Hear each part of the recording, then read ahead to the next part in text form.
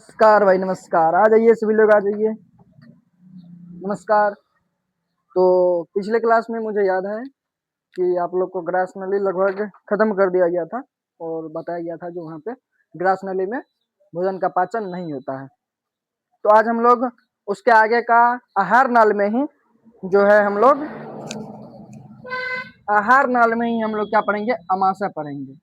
आहार नाल में ही हम लोग क्या पढ़ेंगे भाई, अमाशय पढ़ेंगे। इसमें अलग अलग पार्ट था, तो आप लोग देखे थे। जिसमें पहला देखे थे मुख और मुख गुहा, देखे थे ना। इसमें हम लोग जीभ और दांत के बारे में पढ़े थे। दूसरा कल ही हम लोग क्या पढ़े हैं, ग्रास नली, जिसको फूड पाइप भी कहते हैं, और इसमें बताया गया था कहाँ से ये निकलता है, नहीं निकलता है। अब तीसरा क्या पढ़ेंगे हम लोग, तीसरा पढ़ेंगे हम लोग अमाशय, जिसको क्या कहते हैं, पेट भी कह सकते हैं, स्टोमक। चौथा छोटी आंत और पांचवा बड़ी आंत। तो ये होती है हमारी आहार नाल की जो भी इसमें पार्ट है वह। तो आप लोग यहाँ तक हमको लगता है जो रिवीजन करके आएंगे पीछे। तो बताइए, जो आहार नाल का ऐसा कौन सा भाग है जहाँ पे पाचन नहीं होता है। पीछे मैंने आपको पूरी डिक्लियर मैंने ये चीज बता रखा है। जो आहार नाल का ऐसा कौन सा भाग है जहाँ पर पाचन नहीं होता है। तो मैंने बताया था आपको पिछले वाली क्लास में, जो छोटी आंत में पाचन और नहीं होता है। ये इसका सिर्फ ये काम, सॉरी छोटी आंत नहीं, पूरा बिल्कुल मैं आप लोग से क्षमा चाहता हूँ जो मैंने यहाँ गलत कर दिया। पाचन तो यहीं पे होता है पूर्ण, लेकिन पूछेगा मतलब पाचन कहाँ पे नहीं होता है, तो आहार नाल में पाचन नहीं होता। ये सिर्फ भोजन को आगे धकेलने का काम करता है। तो यहाँ तक चलिए, अभी आप लोग एक कॉपी और ले निकाल लीजिए और अच्छा से आप मेरे साथ लिखते जाइएगा, और जो जो भी चीज आपको बताया जाएगा आप उसको राइट डाउन करते जाइएगा। देखिए कैसे, मतलब आप जो पढ़ रहे हैं अभी, आपको टेंथ तो है ही, इसका आप कंपटीशन लेवल में जाइएगा, वहाँ भी ये सब चीज काम करेगा। तो आज का हमारा हेडिंग क्या है, अमाशय। अमाशय, अमाशय लगा लीजिए सब। एक अच्छा सा कॉपी और एक पेन लेके लिखने स्टार्ट कर दीजिए। मेरा जो रहा है आप लिखते जाइएगा तो अच्छा रहेगा। अब एक आप पेट इधर से बना लीजिए, अच्छा बन जाए आप लोग का तो आप लोग भी बना लीजिएगा, क्या दिक्कत।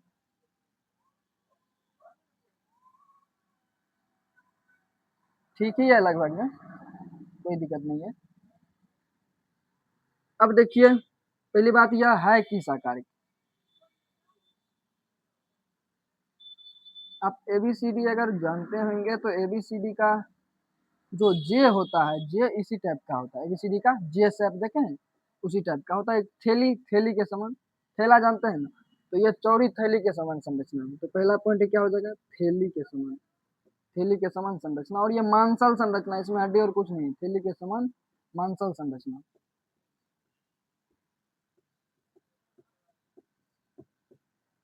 अब देखिए यहाँ पे जैसे ही ग्रास नली ने क्या क्या यहाँ पे भोजन दे दिया, तो यहाँ पे भोजन जो है लगभग 4 से 5 घंटा तक रुकता है। ये भी हो गया, घंटा भोजन रुकता है।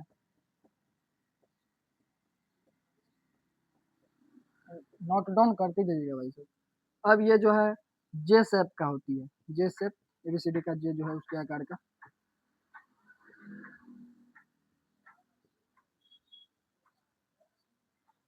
जे शेप का पूरा है। मैंने आपको ये बताया जो चौड़ी मतलब थैली के समान मांसल संरचना, चीज ध्यान दीजिएगा। और 4 से 5 घंटा यहाँ पर भोजन रहता है। और जो है ये जे शेप का है, और इसकी जो लेंथ होती है ना, लंबाई, यह 30 सेंटीमीटर की लंबाई में होती है। तो इतना चीज आपको आशा करते हैं, जितना चीज आप इसके बारे में लिखिए। उसके बाद हम पेट के बारे में कुछ कुछ समझाना स्टार्ट करते हैं। अब अपना लोग का पेट भी जो है ना अलग अलग भागों में बटा हुआ है। तो आपको अभी पूरा पेट के बारे में बताया जाएगा, A to Z चीजें। तो आशा करते हैं आप लोग यहाँ तक लिख लिए होंगे। पेट जो है एक मांसल संरचना है, तो वह किस प्रकार का, थैली के समान रचना है। और इसमें यहाँ पे 4 से 5 घंटा भोजन रहता है, और ये जे शेप का है। और 30 सेंटीमीटर क्या होता है भाई साहब, इसका जो लंबाई होती है, इसका जो लेंथ होता है, ये 30 सेंटीमीटर तक होता है। आपके जो प्रीवियस ईयर में क्वेश्चन है, यहाँ से क्वेश्चन है जो 4 से 5 घंटा और आकार पे ये क्वेश्चन है जो जे शेप का होता है। तो आशा करते हैं आप लोग यहाँ तक लिख लिए होंगे, और आपको अब समझाना स्टार्ट करते हैं। देखिए, एक हमने पेट बनाया है यहाँ पे, और पेट तो नहीं बना अच्छा से, चलिए फिर से बनाते हैं। एक पेट यहाँ बनाते हैं। देखिएगा थोड़ा बड़ा भी हो जाए तो कोई दिक्कत नहीं है।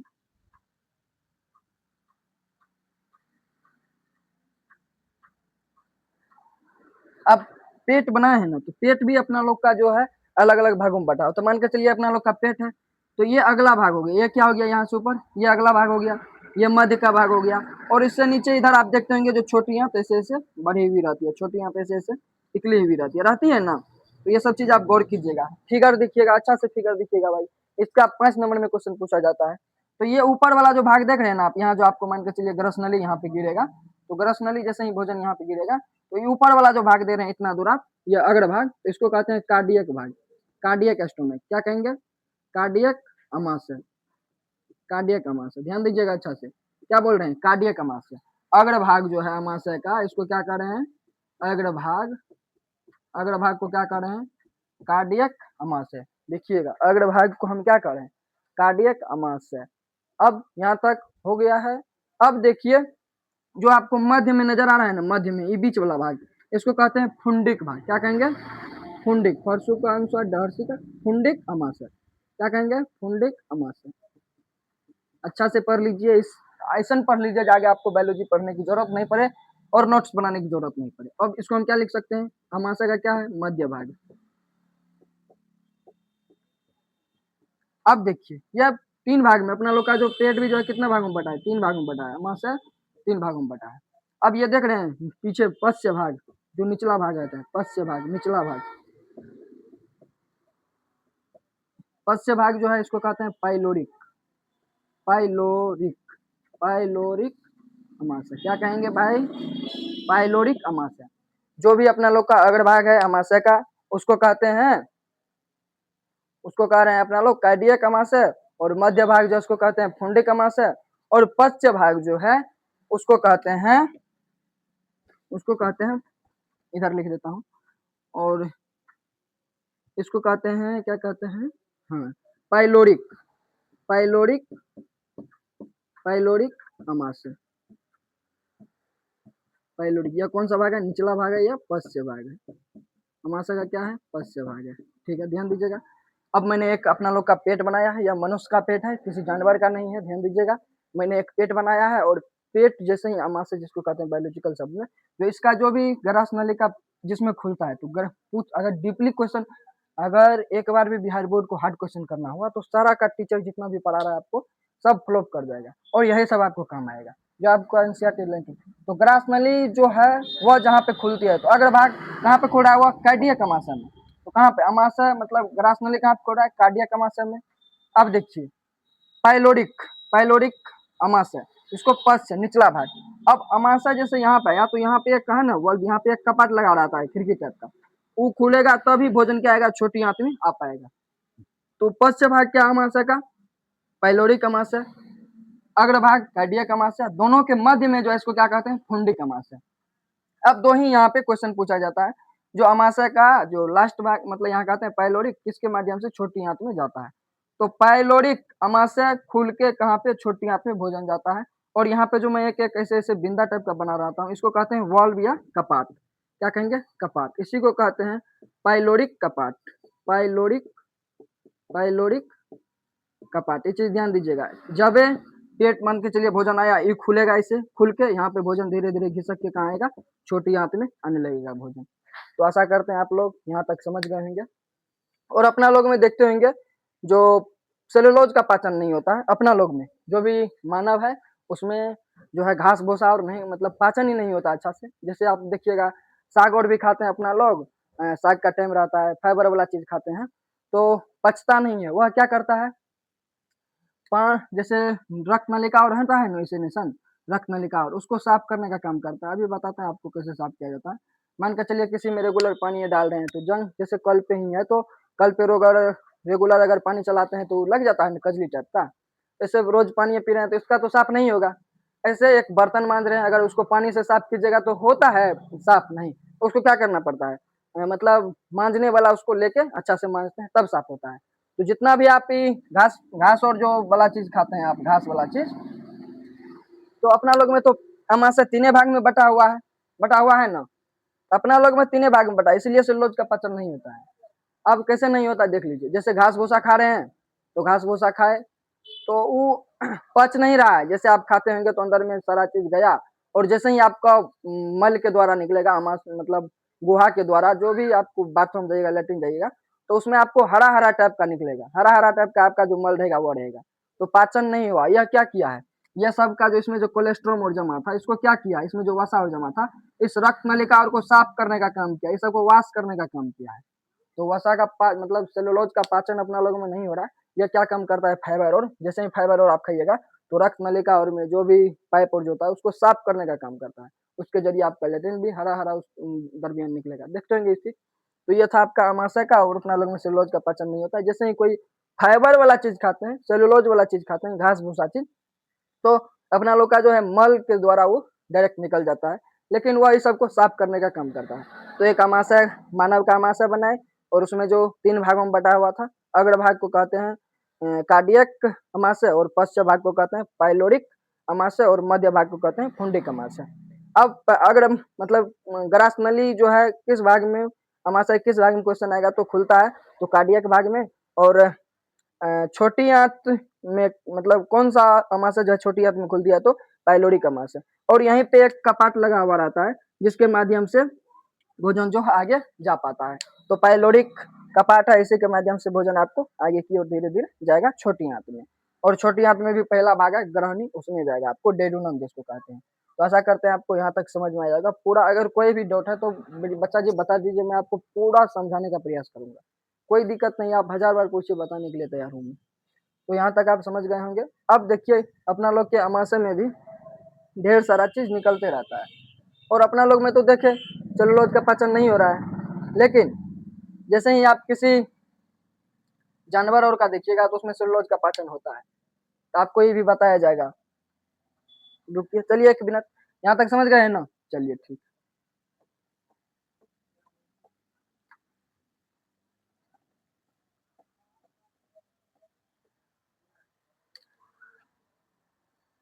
अपना लोग का पेट कैसन था,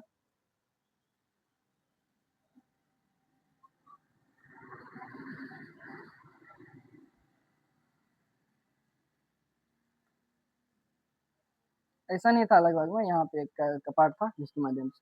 और जैसे ही एक आप जानवर का पेट देखिएगा तो उसका पेट जो है 4 भागों में बटा हुआ रहता है। एक भाग ये हो गया, एक भाग ये हो गया, एक भाग ये हो गया, एक भाग ये हो गया। जैसे ही एक जानवर का आप देखेंगे मवेशी वाला का, तो मानव में सेलुलोज का पाचन नहीं हो रहा था। ये चीज अभी भी हम कह रहे हैं, मानव में सेलुलोज का पाचन नहीं हो रहा है, लेकिन ये जैसे बनाए हैं, अब इसका भाग कितना भाग में हो गया, 4 भागों में बट गया।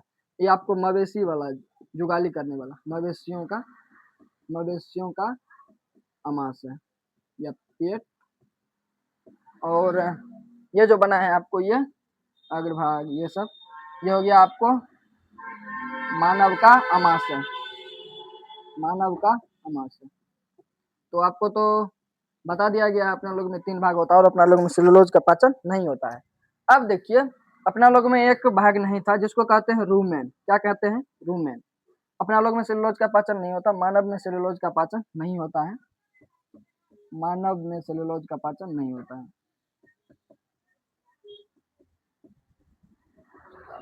पाचन नहीं होता है, नहीं होता है। लेकिन मवेशी और जो है, जो भी मवेशी है, जो भी मवेशी वाला चीज है, उसमें मतलब सेलुलोज का पाचन हो रहा है। उसमें पाया जाता है पेट, जो उसका अमाशय जो है 4 भागों में बढ़ जाता है, और यहाँ पर आता है रूमेन। क्या रहता है, रूमेन। और रूमेन ही क्या करता है, मिथेनोजोइक, मिथेनोजोइक जोइक जीवाणु निकालता है, और यहीं से मीथेन गैस निकलता है, जो अवायवीय शोषण करता है, मीथेन गैस, मीथेन गैस। और इसी कारण क्या हो पाता है, सेलुलोज का पाचन उसमें हो पाता है। जैसे एक मानव का पेट बनाए, तो मानव का अमाशय बनाए, तो इसमें सेलुलोज का पाचन नहीं होता था, बताया गया। जिसमें अमाशय जो है 3 ही भाग में बटा होता है, पहला कार्डियक, निचला पाइलोरिक, और मध्य फुंडिक। और जैसे ही एक मवेशी का लेंगे, जुगाली करने वाला, जुगाली जुगाली जुगाली करने वाला जानवर का, उसमें अमाशय जो रहता है 4 भागों में बटा रहता है। और पहला भाग जो है रूमेन, और अदर अदर पार्ट होता है ये सब। तो उसमें एक विशेष प्रकार का भाग होता है, 4 भागों में बटा होता है इसका पेट, मवेशी वाला का। और अपना लोग का 3 ही। इसमें एक रूमेन होता है, रूमेन क्या करता है, मिथेनोजोइक अवयव जीवाणु छोड़ता है, और अवायवीय यहाँ पे शोषण होता है, अवायवीय। अवायवीय, मेरे आप वाणी पे अच्छा से ध्यान दीजिएगा, अवायवीय। और ये निकलता है मीथेन गैस, जिसके द्वारा क्या होता है, सेलुलोज का पाचन हो पाता है। और मानव में तो 3 ही पार्ट है, इसलिए यहाँ पे सेलुलोज का पाचन नहीं हो रहा है। और एक विशेष प्रकार का उसमें भाग है जिसको कहते हैं रूमेन, जो क्या निकालता है, मिथेनोजोइक गैस, जिसके कारण वहाँ पे सेलुलोज का पाचन अच्छा से हो पाता है। तो आशा करते हैं आपको जो पता चल गया होगा मानव का पेट और किसी जुगाली करने वाला पेट में सेलुलोज और का पाचन कैसे। अब देखेंगे हम जो अमाशय में भी अपना लोग ढेर सारा एंजाइम निकलता है, तो ये सब चीज देखेंगे। आशा करते हैं आपको यहाँ तक समझ में आ गया होगा। अगर आप हमसे ऑफलाइन जुड़ना चाहते हैं, आप अगर कहीं सिंहेश्वर के इर्द गिर्द से देख रहे हैं, तो आप ग्रीनफील्ड के जस्ट आगे क्रांति क्लासेस को विजिट कर सकते हैं। आप यहाँ तक जल्दी से जल्दी नोट कर लीजिए। अगर आपको वीडियो अच्छा लगता है तो आप वीडियो को लाइक करें, साथ ही ज्यादा से ज्यादा दोस्तों को से पास शेयर भी करें, और अच्छा कंटेंट भी लगा भाई, यहाँ पे कंटेंट के साथ कोई समझौता नहीं। चलिए, आप आशा करते हैं आप उतार लिए होंगे।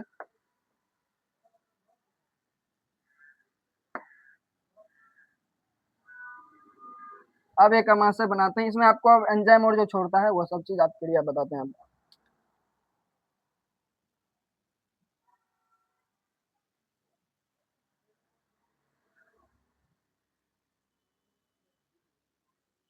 एक पेट आप भी बना लीजिए रफ में,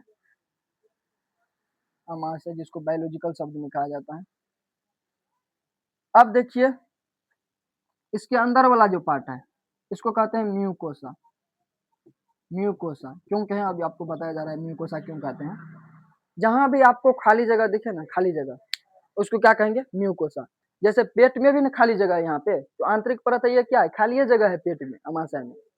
जैसे आप मुंह में देखिए, अपना लोग में मुंह में, तो जीव जो टहल रहा है इधर उधर, वो कहाँ घूम रहा है, वो म्यूकोसा ही ना है उसके अंदर में। जैसे जीव को ऊपर रगड़िए तो घर्षण टाइप का जो, तो क्या है, म्यूकोसा ही है। तो जीव का अंदर जो भी खाली स्थान, उसको क्या कर रहे हैं, म्यूकोसा कर रहे हैं। अब यहाँ पे ढेर सारा चीज ऐसे ऐसे धसा हुआ रहता है, ऐसे ऐसे ढेर सारा चीज चारों साइड से धसा हुआ रहता है। पेट में जो छोटा छोटा छिद्र आपको अमाशय में, जो म्यूकोसा में जो छोटा छोटा छिद्र धसा हुआ है, उसको कहते हैं ग्रंथि। क्या कहेंगे, ग्रंथि, ग्लैंड। अब एक चीज बताइए, अगर आपको पेट में कोई दिक्कत होता है, क्या कहते हैं, गैस बन गया है, गैस्ट्रिक प्रॉब्लम है, कहते हैं ना। तो आपको क्वेश्चन पूछेगा, अमाशय में जो धसा पार्ट है उसको क्या कहते हैं, ग्रंथि कहेंगे इसको। अच्छा सा आप भी नोट डाउन करते जाइएगा। अब देखिए, अमाशय में जो कोई चीज आपको हो जाता है, कोई दिक्कत हो जाता है, क्या कहते हैं, जो अंदर वाला पार्ट म्यूकोसा हो गया, और इस ग्रंथि जो हम छोटा छोटा जो छिद्र बनाए हैं, उसको कहते हैं ग्लैंड। तो पेट में कोई दिक्कत है तो कहते हैं सर गैस्ट्रिक प्रॉब्लम है, गैस बन गया है, गाँव घर में ऐसा होता है, तो इसको कहते हैं गैस्ट्रिक ग्लैंड। इसको क्या कहेंगे, गैस्ट्रिक ग्लैंड। हिंदी में इसको कहेंगे जठर ग्रंथि, जठर ग्रंथि। ध्यान रखिएगा इस चीज को, पूछेगा क्वेश्चन में, अमाशय में जो छोटा छोटा छिद्र आपको म्यूकोसा में धसा हुआ रहता है, उसको क्या कहते हैं, जठर ग्रंथि। अब ग्रंथि है तो यहाँ से क्या निकलेगा, ग्रंथि से क्या निकलता है, आप लोग को पता होगा, यहाँ से ढेर सारा क्या निकलता है, जठर रस, जठर एंजाइम। अब ग्रंथि है तो यहाँ से क्या निकलेगा, रस निकलेगा, एंजाइम निकलेगा। देखिए क्वेश्चन पहला, शुरू से जो अभी तक पढ़े हैं, अमाशय का जो, मानव का जो अमाशय है कितने भागों में बटा होता है, 3 भागों में। पहला कार्डियक, दूसरा फुंडिक, और तीसरा पाइलोरिक। अब अमाशय के किस भाग में पहली बार भोजन आता है, तो कार्डियक। और अमाशय के लास्ट वाला जो पार्ट है कहाँ जाके खुलता है, तो ग्रहणी डेडुडम, और जिसको क्या कहते हैं, छोटी आंती। और लास्ट बार क्या होता है, पाइलोरिक। अब जो अमाशय में जो, बताइए, मनुष्य में आहार ना, मतलब मनुष्य में सेलुलोज का पाचन होता है, यस या नो। तो नो, मानव में अमाशय का पाचन, अभी सेलुलोज का पाचन नहीं होता है, क्योंकि अपना लोग का पेट जो है 3 भागों में बटा होता है, और उसका पेट 4 भागों में बटा होता है। और उसमें एक विशेष प्रकार का भाग होता है जिसको कहते हैं रूमेन, और वहां से मीथेन गैस निकलता है जो सेलुलोज को पचाने का कार्य करता है। गाय भैंसुर को देखेंगे। अब देखे, अब अंदर में जो भी खाली स्थान है उसको कहते हैं म्यूकोसा। और म्यूकोसा जो भी धसा हुआ पार्ट है म्यूकोसा, उसको कहते हैं जठर ग्रंथि। अब यहाँ से ढेर सारा निकलता है जठर रस, जैसे में पेप्सिन, पेप्सिन, दूसरा में रेनिन, तीसरा में HCl, लाइपेज, ये सब चीज निकलता है। तो आपको पूछेगा जठर ग्रंथि से क्या निकलता है, तो जठर ग्रंथि से जठर रस निकलता है। जठर ग्रंथि से क्या निकलेगा भाई साहब, जठर रस निकलेगा। अब जठर रस का भी अलग अलग काम होता है, जैसे यहाँ पे आप पेप्सिन लिखे हैं, रेनिन लिखे हैं, तो इसका भी अलग अलग क्या है काम है। अब जठर रस से ढेर सारा, जैसे में पेप्सिन, रेनिन, HCl, लाइपेज, ये सब चीज क्या होता है निकलता है। ये सब हो गया एंजाइम रस, जिसको कहते हैं आप, जिसको जठर रस। अब जठर ग्रंथि से क्या निकल रहा है, जठर रस, जिसको पेप्सिन, रेनिन, HCl और लाइपेज। अब देखिए कभी कल क्या होता है आपको, जैसे यहाँ से तो श्लेष्मा युक्त हो ही रहा है, जैसे ढेर सारा चीज निकल ही रहा है पेट के आंतरिक परत। जिस समय आपको रस कम स्रावित होने लगेगा, क्या हो रहा है, मतलब रस जो है कम स्रावित होने लगता है, तो यहाँ से HCl अम्ल अधिक स्रावित होने लगा, HCl अम्ल ढेर सारा निकलने लगेगा। मान के चलिए अब यहाँ पे क्या रहा है, पेप्सिन, रेनिन, HCl और लाइपेज, मान के लिए ये सब चीज अपना काम में भी व्यस्त है, और HCl क्या हो रहा है, अधिक स्रावित होने लगा। HCl एक प्रकार का क्या एसिड ही है, क्या करेगा एसिड, जलाने का काम करता है। तो आपको यहाँ क्वेश्चन ये पूछा जाता है, जो पेट में जो है अल्सर कैसे हो रहा है, अल्सर ये सब चीज कैसे दिक्कत आ रहा है, ये चीज आपको बताया जा रहा है। तो देखिए अब कभी काल क्या होता है, जैसे जिसका जीवन दिनचर्या, एक व्यक्ति लेते हैं जिसका दिनचर्या क्या है बहुत अच्छा है, और उन्होंने समय से सारा चीज खाना और खा रहा है, तो पेट में भी जो अमाशय में भी जो ये सब जो रस है इसको भी पता रहता है, इस समय भोजन आएगा, इस समय निकल के इसको खत्म करना है। तो उसका तो ठीक है, जैसे ही भोजन आया ये सब अम्ल गया वहां पे तोड़ फोड़ के उसको पाचन पाचन करने में सहायता कर दिया। लेकिन जिसका दिनचर्या अच्छा नहीं है, कभी खा रहा है, अभी खाया जाके 10 बजे खाया, फिर मतलब अल्टरनेट खा रहा है, वो क्या होगा, उसमें तो पेट तो नाजुक है, उसको पता नहीं है कब कौन सा भोजन आएगा। तो कभी कल क्या होता है, HCl यहाँ से ढेर सारा निकलने लगता है। HCl क्या हो जाएगा, इस ग्रंथि से ढेर सारा निकलने था, अम्ल जो है अधिक स्रावित होने लगता है, और अधिक स्रावित होने लगा, इसको भोजन और नहीं मिलाती, कहाँ जाके क्षति पहुंचाएगा, पेट के अमाशय के दीवार में, आंतरिक दीवार में। क्या करेगा ये, यहाँ से जो HCl निकल रहा है ढेर सारा स्रावित हो रहा है, ये क्या काम करेगा, जिसका दिनचर्या अच्छा नहीं है, जो ज्यादा दिन से भूखा है, जो बहुत सारा नखरा बनाता है, खाना नहीं खाता अच्छा से, वो क्या करेगा जाके आंतरिक दीवार। अब ये HCl है, ये क्या काम कर रहा है, घाव बनाने का काम करेगा। इसी के कारण इसमें क्या हो जाएगा, आंतरिक परत में, आंतरिक परत में घाव बन जाएगा। उसी को क्या कहते हैं अपना लोग, अल्सर बीमारी हो गया, उसको अल्सर हो गया है पेट में, तब अल्सर हो जाता है, उसे मर भी जाता है। तो अधिक दिनों तक आप भूखे नहीं रहिएगा, ज्यादा देर तक आप उपवास नहीं कीजिएगा, सप्ताह में एक दिन आप कर सकते हैं, कोई दिक्कत नहीं, लेकिन अधिक समय के लिए ये सब बेकार है। अधिक से अधिक स्रावित होने लगता है, जिसके कारण यह पेट और के आंतरिक दीवार को क्षति पहुंच जाता है, क्योंकि HCl अम्ल है एक प्रकार का, ध्यान रखिएगा, और ये बहुत अच्छा भी काम करता है, जीवाणुओं को मारता है, दूसरे को एक्टिव करता है, ये सब भी काम करता है। लेकिन एक है, जैसे ही उसको भोजन अच्छा से नहीं मिला या कुछ इसका काम नहीं अच्छा से हुआ, तो क्या होगा, अधिक निकल के ये पेट की आंतरिक परत को क्या पहुंचाएगा, क्षति पहुंचाएगा, जिसके कारण क्या हो पाता है, पेट में आंतरिक परत में घाव बन जाता है, उसे क्या कहते हैं, अल्सर कहते हैं। समझे ये चीज। अब देखिए, अब हम लिखते हैं पेप्सिन का काम। पेप्सिन क्या काम करेगा, पेप्सिन प्रोटीन, पेप्सिन क्या काम करेगा भाई, पेप्सिन क्या काम करेगा आपको, पेप्सिन एक प्रकार का एंजाइम है, ये तो पता ही है आपको, एंजाइम है, क्या है, एंजाइम है, ठीक है। और ये क्या काम करता है, प्रोटीन का पाचन करता है। पूछेगा क्वेश्चन, जो पेप्टिन पेप्टिन पेप्टिन पेप्सिन एंजाइम है, वह किस चीज का पाचन करता है, प्रोटीन का पाचन करता है, प्रोटीन का पाचन करता है, लिखते जाइएगा, पाचन करता है। ये क्या काम करेगा, प्रोटीन को पेप्टिडोज में बदल देगा, पेप्टोन में बदल देगा। जैसे एक प्रोटीन है, अब यहाँ पे पेप्सिन एंजाइम काम कर रहा है, पेप्सिन, ये काम करेगा पेप्टिडोज में बदल देगा, पेप्टिडोज में इसको बदल देगा। समझे ये चीज, पेप्सिन क्या काम कर रहा है, प्रोटीन का पाचन कर रहा है, और प्रोटीन को किस में बदल रहा है, पेप्टिडोज में बदल रहा है। ये चीज आपको अच्छा से ध्यान समझ गए होंगे। अब प्रोटीन क्या कर रहा है, पेप्टिडोज में इसको चेंज कर रहा है। अब हम समझेंगे रेनिन। पेप्सिन समझ में आ गया, यह प्रोटीन का पाचन करता है, पहला ही क्वेश्चन आता है, पेप्सिन जो है किस चीज का काम कर रहा है, या प्रोटीन के पाचन में सहायता कर रहा है। अब दूसरा देखेंगे हम रेनिन। चलिए इसको मिटा देते हैं, लिख लिए होंगे यहाँ तक, इसको भी खत्म ही कर देते हैं। अब रेनिन समझते हैं। रेनिन दूसरा एंजाइम कौन सा है, रेनिन, ये भी एक प्रकार का क्या है भाई, एंजाइम है, पता ही सबको है। कहाँ से निकलता है, अमाशय से निकलता है। अब ये क्या काम करेगा, दूध में पाए जाने वाला प्रोटीन का, किसका? दूध में जो प्रोटीन पाया जा रहा है उसका क्या करेगा? पाचन करेगा। तो दूध में पाए जाने वाले प्रोटीन का पाचन करता है। दूध में पाए जाने वाले प्रोटीन का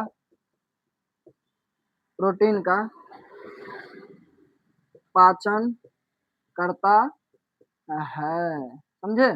अब दूध में भी अलग प्रकार का प्रोटीन रहता है। दूध जो है लाल कलर का होता है, पीला कलर का होता है। तो यहाँ लिख लीजिएगा एक और पॉइंट, मिल्क प्रोटीन। तो रेनिन क्या काम कर रहा है भाई? रेनिन जो है दूध में पाए जाने वाले प्रोटीन का पाचन करता है। अब दूसरा हम क्या लिख रहे हैं? Milk protein. Milk protein. अब मिल्क प्रोटीन में पहला क्या है? केसिन, जो दूध को पीला रंग देता है। केसिन, केसिन जो दूध को क्या करता है? सफेद रंग दे रहा है, सफेद रंग। और एक और होता है, पूछेगा दूध में जो केसिन प्रोटीन पाया जाता है वो क्या करता है? दूध को सफेद रंग देता है। और एक होता है beta carotene. Beta carotene, beta carotene क्या करता है? दूध को पीला रंग देने का काम करता है, पीला रंग देता है। अब एक चीज बताइए, रेनिन क्या एक प्रकार का एंजाइम है या दूध में पाए जाने वाले प्रोटीन का पाचन कर रहा है? और मिल्क प्रोटीन भी होता है केसिन और बीटा कैरोटीन। केसिन जो है, केसिन के कारण ही दूध क्या हो पाता है? सफेद कलर का हो पाता है। और बीटा कैरोटीन के कारण पीला कलर का हो पाता है। यहाँ तक आप नोट डाउन कीजिए, तब आपको आगे बताया जा रहा है। आप अच्छा से अगर समझ लिया ना, एक बार अगर आप बायोलॉजी पढ़ लीजिए, कहीं आपको जाने की जरूरत नहीं है।